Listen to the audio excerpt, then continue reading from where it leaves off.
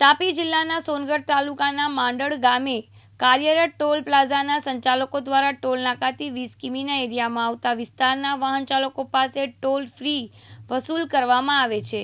આ toll fee ઉઘરાવવાનું બંધ કરોના નારા સાથે ગાંધી ચિંધ્યા માર્ગે આંદોલન કર્યું હતું.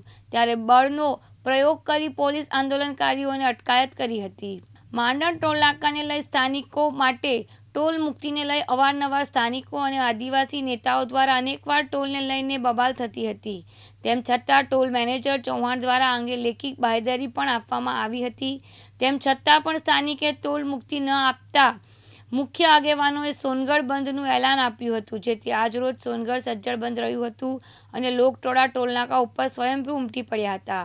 તેમ છતાં કોઈ પ્રતિ ઉત્તર ન મળતા ટોલ મેનેજરના વિરુદ્ધ નારા લગાવી રહ્યા હતા. ત્યારે તાપીના માંડળ ટોલ નાકા ઉપર લોકોએ ચક્કાજામ કર્યો હતો. ત્યારે પોલીસ દ્વારા બળનો પ્રયોગ કરી આંદોલનકારીઓને ડબ્બામાં બેસાડી પોલીસ મથકે લઈ જવામાં આવ્યા હતા અને ટોલ પર ઊભેલી તમામ ટ્રકોને રવાના કરવામાં આવી હતી.